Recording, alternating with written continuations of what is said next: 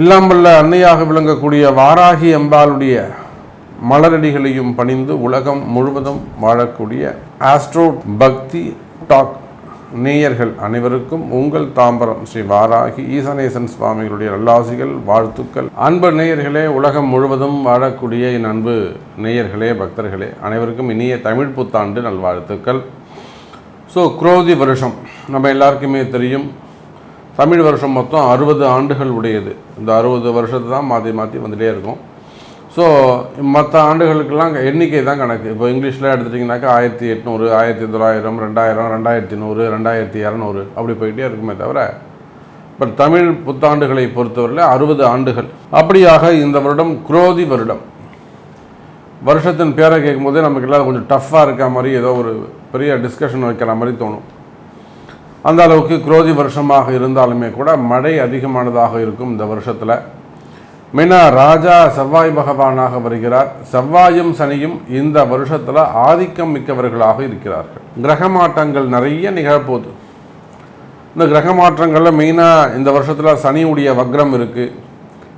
சனியுடைய வக்ரம் 12 ராசிக்கும் மிகப்பெரிய அளவில் மாற்றங்களை கொடுக்க போகுது.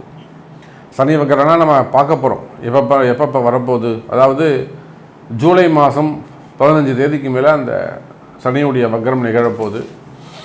அதே போல் புரட்டாசி ஐப்பசி மாதத்தில் குருவுடைய வக்ரம் நிகழப்போகுது. அப்போ இந்த சனி வக்ர காலங்களில் மிகப்பெரிய மாற்றங்கள்லாம் ஏற்பட போகுது.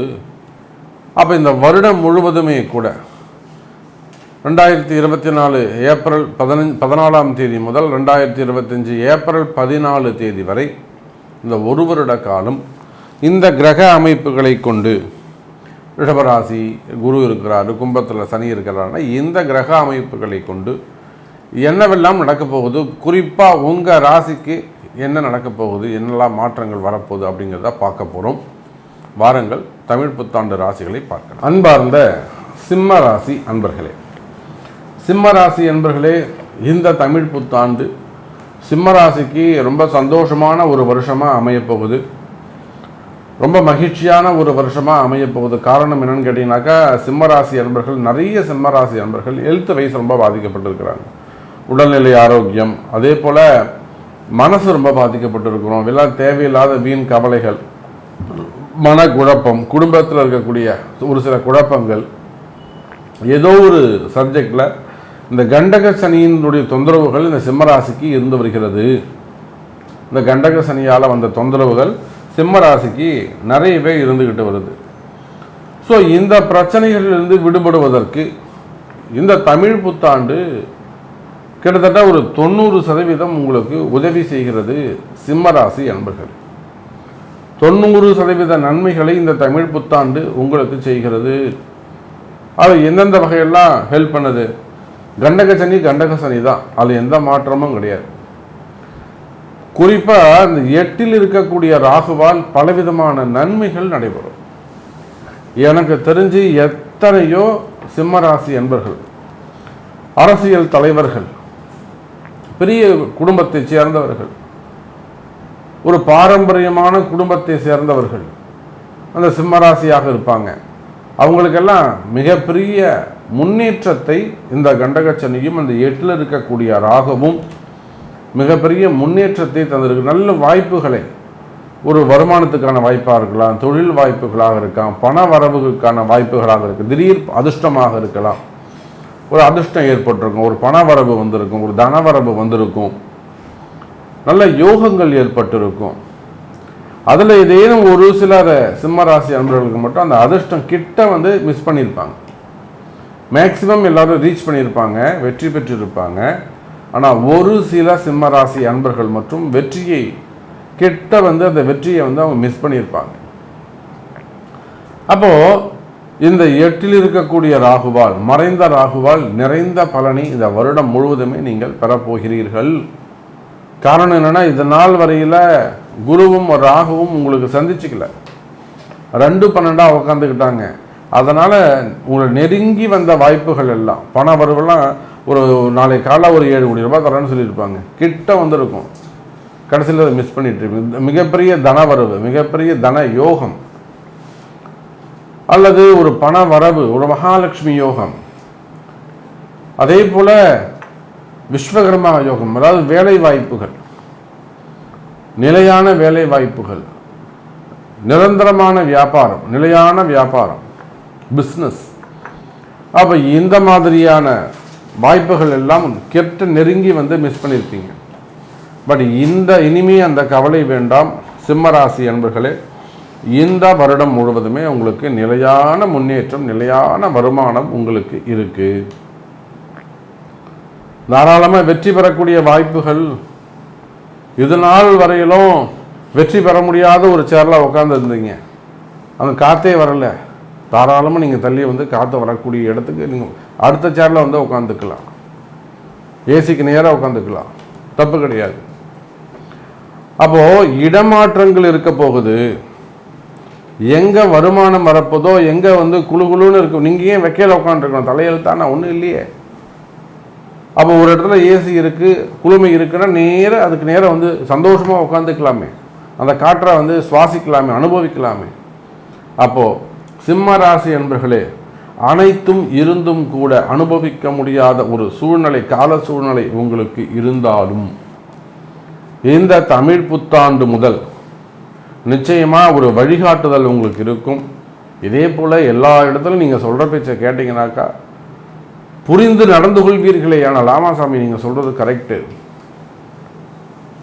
ஒரு இடத்துலையும் அந்த குருவுடைய வழிகாட்டுதலை நீங்கள் பின்பற்றுவீர்களே. ஆனால் உங்களுக்கு ஒரு வழிகாட்ட குரு தேவை. நீங்கள் நல்ல குருவை நீங்கள் தேர்ந்தெடுக்கணும்.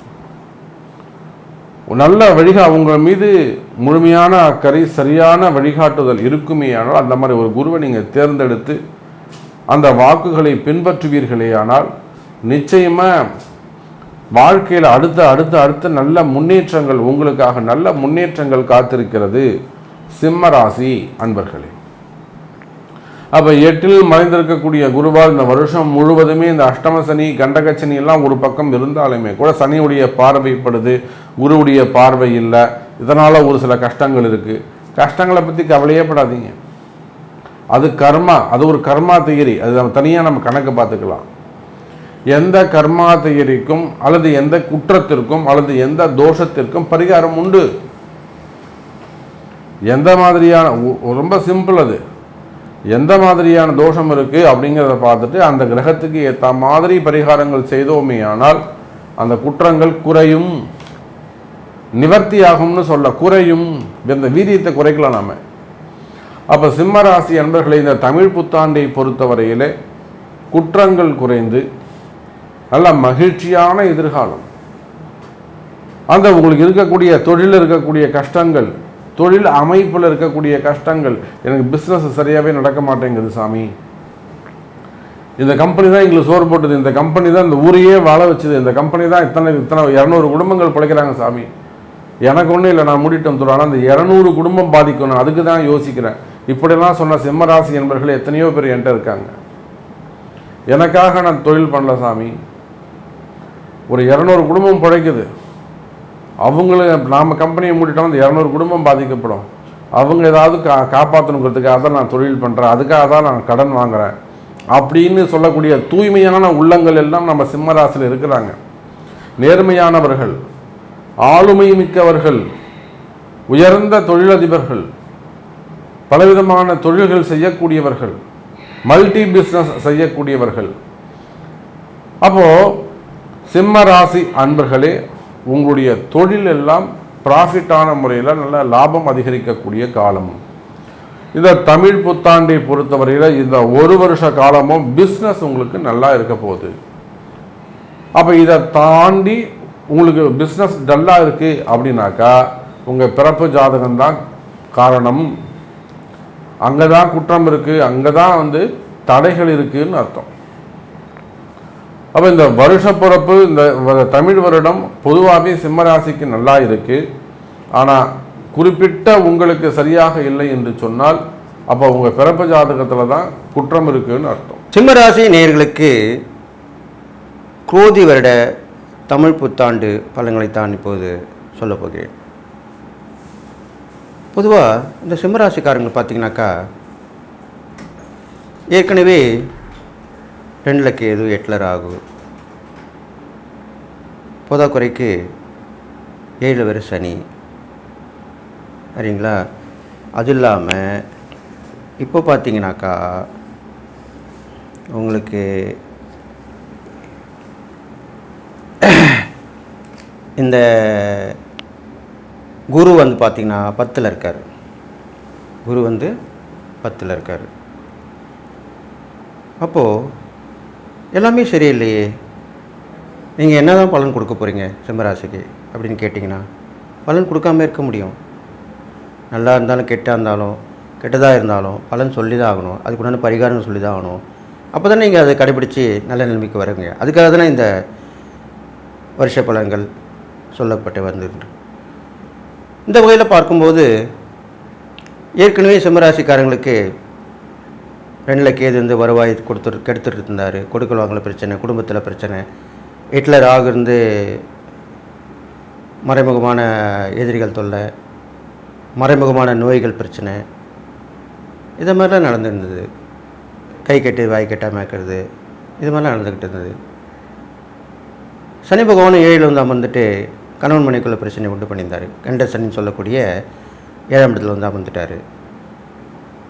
கணவன் மனைக்குள்ள பிரச்சனை, பங்குதாரர் பிரச்சனை, கூட்டாளி பிரச்சனை, நட்பு பிரச்சனை, உறவு பிரச்சனை, இதெல்லாமே நடந்துட்டு. போதாக்குறைக்கு இப்போ 10ல் வரை குரு வந்து உட்காந்துருக்கு. அப்போது ஏற்கனவே சொன்னபடி 10ல் குரு இருந்தாலும் சனி இருந்தாலும் பதவி பாடுன்னு சாஸ்திரம் சொல்லியிருக்கு. பதவி பாடுனாக்கா நம்ம செய்யக்கூடிய உத்தியோகம் அதில் பிரச்சனை வரும், இல்லை வேறு உத்தியோகத்துக்கு மாற்றம் ஏற்படும். அது இல்லாமல் தொழில் பண்ணால் அதில் நஷ்டம் ஏற்பட்டு பிரச்சனைகள் சந்திக்க நேரிடும். வியாபாரத்தில் பண்ணாலும் நல்லா வந்துக்கிட்டு இருந்த வியாபாரம் படுத்துரும். இது மாதிரிலாமே நடக்கும். அதுதான் அந்த சாஸ்திரம் சொல்லப்படுது. அப்போது இவ்வளோ கஷ்டங்கள் இருக்கும்போது அப்போது எங்களுக்கு நன்மையே நடக்காதா அப்படின்னு கேட்குறீங்க. கண்டிப்பாக நடக்கும். அதுக்கு தானே மாத கிரகங்கள் இருக்குது. அப்போது அந்த கிரகங்கள் வந்து மாறும்போது உங்களுக்கு கெடுபலன்கள் நற்பலன் குறைஞ்சி தான் ஏற்படும். எல்லோருக்குமே பொதுவாகவே எல்லா ராசிகளுக்குமே நற்பலன் தீய பலன் கண்டிப்பாக கலந்து தான் வரும். ஏன்னா ஒரு ராசிக்கு கூட இருக்கும், ஒரு ராசிக்கு குறைவாக இருக்கும், அவ்வளோதான் வித்தியாசம். அதனால் பயப்பட வேண்டிய அவசியம் இல்லை. அதுக்காக தான் இவ்வளோ உங்களுக்கு அறிமுகம் சொல்லிகிட்ருக்கேன். அப்போ நீங்கள் சிம்மராசிக்காரங்களுக்கு பொதுவாகவே நல்லா கேட்டுங்க. அது சூரியனுடைய ராசி, சூரிய அம்சம் பெற்ற ராசி. சூரியன் அம்சம் என்றால் சிவனுடைய அம்சம். அப்போது ஆத்மகாரகன் சூரியன் வந்து ஆத்மகாரகன், உயிர். எப்படி கடகராசிக்கு வந்து மனோகாரகன், உடல் அப்படி சொல்கிறோம் இல்லையா? அதனால் சிம்மராசிக்கு ஆத்மகாரகன் உயிர்னு சொல்லப்படுது. அப்போ உயிர் இருந்தால் தான் உடல் வேலை செய்யும். உயிரற்ற உடல் சவத்துக்கு தான் சமம், ஒன்றுமே பண்ண முடியாது. அதனால் அந்த சிம்மராசியில் பிறந்திருக்கிறனால அந்த ஆத்மகாரகன் சூரியனுடைய வலிமை பெற்றிருக்கனால இப்போது இந்த சித்திரை மாதம், தமிழ் சொல்லணும்னா இந்த சித்திரை மாதம் தானே பிறக்கும். சித்திரை மாதத்தில் சூரியன் உச்சம் பெற்று இருப்பார். புரியுதுங்களா? அப்போ ஆரம்பத்திலேயே சூரியன் உச்சம் பெற்றிருக்கனால நீங்கள் அந்த வலிமையை கொண்டு இந்த ஒரு கால பலனை நீங்கள் கடைப்பிடித்து கடந்து வந்துடுவீங்க. எப்படி இப்படி சொல்கிறீங்க அப்படின்னு கேட்டிங்கனாக்கா, உச்சம் பெற்று இருந்தாக்கா ஒரு மாதத்தில் மாறிடுவார் இல்லையா? சூரியன் சித்திரை மாதம் வரைக்கும் தான் அங்கே உச்சம் பெற்றிருப்பார், அதுக்கப்புறம் மாறிடுவார். அப்போ எப்படின்னு கேட்டிங்கன்னா, அதுக்குத்தான் அந்த எப்பயுமே ஒரு கிரகங்கள் நல்லா இருக்கும் போதும், தசாபத்தி நல்லா இருக்கும் போதும், நேரங்காலம் நல்லா இருக்கும் போதும் நம்ம என்ன பண்ணணும், பயன்படுத்திக்கணும். அதுக்கு தான் இவ்வளோ விஷயம் சொல்லிட்டு வரேன். இப்போது நல்ல நேரம் இருக்குன்னா ஒரு இடம் வாங்கி வச்சிடணும், வீடை வாங்கி கட்டிடணும், முன்னெச்சரிக்கையாக இருக்கணும். எப்படி எறும்புகள் பார்த்திங்கனாக்கா மழைக்காலம் வரத்துக்கு முடியே சேமித்து வச்சுக்குது இல்லையா? அதை பார்த்தா நம்ம கற்றுக்கணும். ஒவ்வொரு விலங்குகள் பார்த்து, ஒவ்வொரு ஜீவராசியை பார்த்து நம்ம கற்றுக்கிட்டாலே நம்ம யாருடைய தயவு இல்லாமல் நம்மளே வாழ்ந்துடலாம். இறை வழிபாடு முழுக்க இருந்தாலே யாரையும் நாடி நம்ம போக வேண்டியதில்லை. அதுதான் உண்மை. அந்த காலத்தில் வந்து ஜோதிடரோ வைத்தியரையோ அவ்வளோ நாடி போக மாட்டாங்க, குறைவு தான். இப்போ பார்த்திங்கன்னா எதுக்கெடுத்தாலும் ஜோதிடர், எதுக்கெடுத்தாலும் வைத்தியர்னா டாக்டர் கூட சொல்லிக்கலாம். இப்போலாம் அப்படி தான் எல்லாத்துக்குமே ஜோசியரும் டாக்டரும் தான் பார்க்குறாங்க, வக்கீலை பார்க்குறாங்க. இந்த 3 பேருமே ஒன்றுக்கு ஒன்று உள்ளவங்க தான். இந்த 3 பேர்கிட்டையுமே உண்மையை தான் சொல்லணும்னு சொல்லுவாங்க அந்த காலத்தில் சாஸ்திரத்தில். வக்கீல்கிட்ட, ஜோதிடர்கிட்ட, வைத்தியர்கிட்டலாம் உண்மையை தான் சொல்லணும்.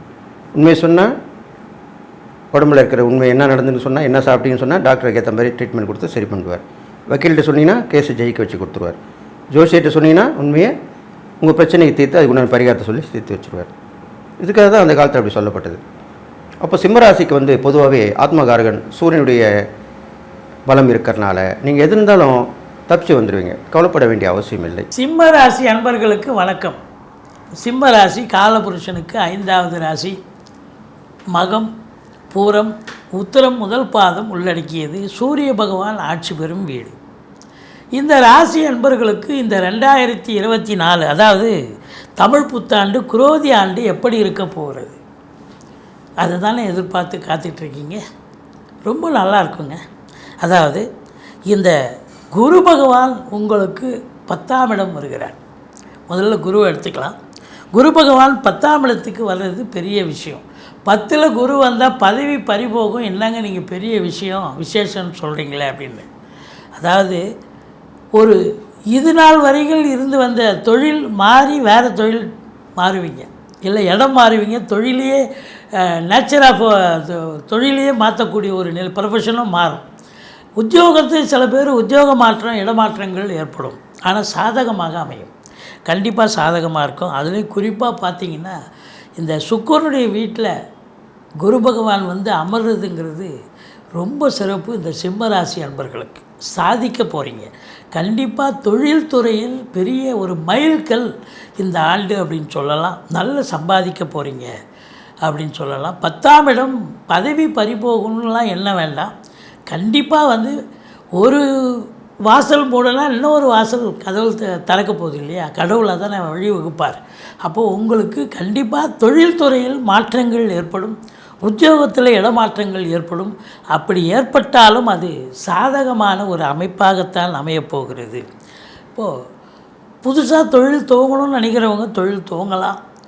கடன் உடனே வாங்கி தொழிலில் இப்போ எக்ஸ்டெண்ட் பண்ணலாம், இல்லை இன்னொரு பிரான்ச்சை ஓப்பன் பண்ணலாம்.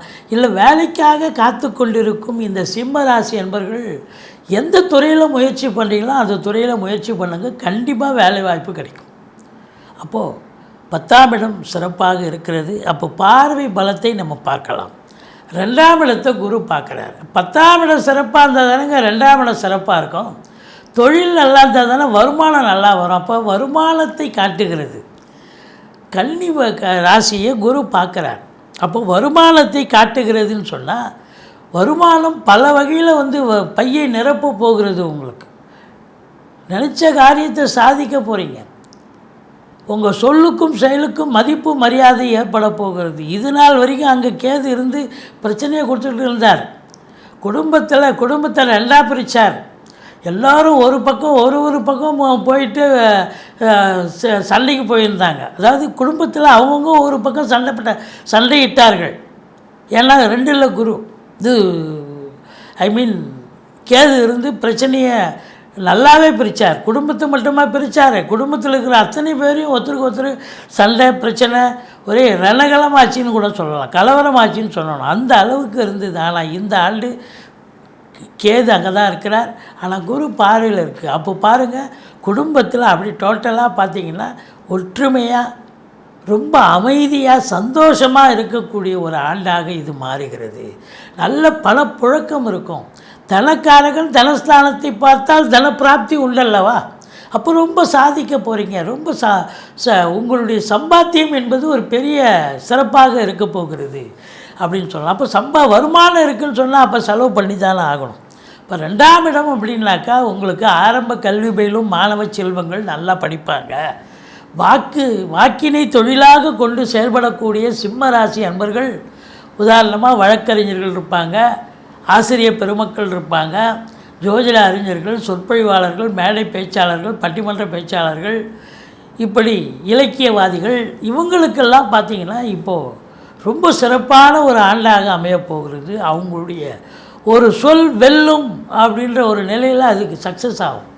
நேரம் நல்லா இருக்கும்போது எல்லாமே சக்ஸஸ் ஆகும். அப்போ கண்டிப்பாக இது நாள் வரைக்கும் ஒரு சொல் கொல்லும்னு பிரச்சனையை பண்ணிகிட்டு இருந்தது. இப்போ ஒரு சொல் வெல்லும்.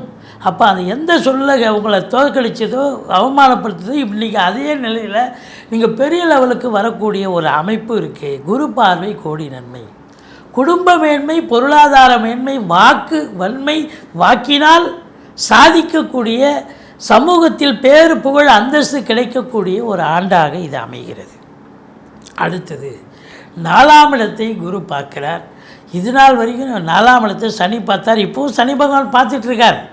இப்போ 4ஆம் இடம் என்பது தாய்க்கு தேக ஆரோக்கியத்தில் பிரச்சனைகள் இருந்தது. திடுதுப்புன்னு ஆஸ்பத்திரிக்கிட்டு போனீங்க. வண்டிகள் வச்சு பொழப்பு நடத்தக்கூடியவர்களுக்கு சவாரி கிடைச்ச மாதிரி கிடச்சிது. பின்னாடியே போய் செலவு ஆச்சு. மெக்கானிக் ஷெட்டில் போய் உட்காந்து செலவு ஆச்சு. அப்போது பழுது பார்க்க செலவு, மன உளைச்சல் எல்லாம் ஏற்பட்டது. பிள்ளைகள் நல்லா படித்தாங்கன்னா அவங்களும் எதிர்பார்த்த மார்க்கு ஸ்கோர் பண்ணலை. அவங்களுடைய படிப்பும் மந்தத்தன்மையாகத்தான் இருந்தது. வண்டி வாகனம் தயார்.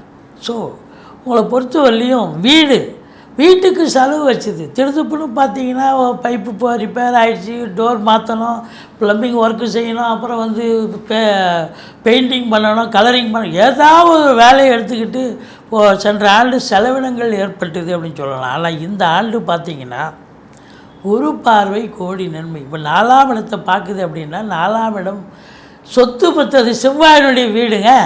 சொத்து பத்து கண்டிப்பாக வாங்குறீங்க. வீடு வாங்குறீங்க, மனை வாங்குறீங்க, தோட்டத்துறை வாங்குறீங்க, இல்லை ஃப்ளாட்டு வாங்குறீங்க, இல்லை வச்சிருக்கிற இடத்த காலி மனையில் வீடு கட்டுறீங்க. உங்கள் அபிலாஷை என்னவோ அது கண்டிப்பாக நிறைவேறக்கூடிய ஒரு காலகட்டம். சாதிக்க போகிறீங்க. பிள்ளைகளுடைய கல்வி சிறப்பாக இருக்கும், உயர்கல்வி சிறப்பாக இருக்க போகுது அப்படின்னு சொல்லலாம். சுகஸ்தானம், உங்கள் சுகஸ்தானத்தை 4ஆம் இடம் என்பது சுகஸ்தானம். சுகஸ்தானத்தை குரு பார்க்குறாருன்னா சிம்ம ராசியில் பிறந்தவர்கள் இந்த ஆண்டு சுகவாசியாக இருக்க போகிறீர்கள். அடுத்தது 6ஆம் இடம் ஆரோக்கிய ஸ்தானம். அதுவும் குரு பார்வையில் இருக்குது. அப்போ ஆரோக்கியமாகவும் இருக்க போகிறீங்க. சிம்ம ராசி அன்பர்களுக்கு சுகம், ஆரோக்கியம் திருப்திகரமாக இருக்கும் இந்த குரோதி ஆண்டு. எதிரிகள் ஓடி ஒளிவார்கள். கடன் சுமை படிப்படியாக குறையும். கோர்ட்டில் கேஸ் இதாக இருந்தால் சாதகமாக தீர்ப்பு வரும். சொந்த தொழில் செய்யக்கூடிய அன்பர்களுக்கு நம்பிக்கைக்கு பாத்திரமான பணியாளர்கள் கிடைப்பார்கள். மொத்தத்தில் வெளிநாடு போகணும்னு நினைக்கக்கூடியவர்கள் தாராளமாக செல்லுங்கள், நல்லதே நடக்கும். உயர்கல்விக்காக சென்றாலும் சரி, உத்தியோகத்துக்காக சென்றாலும் சரி, இல்லை சொந்த தொழிலுக்காக சென்றாலும் சரி, கண்டிப்பாக சாதிக்க போகிறீங்க.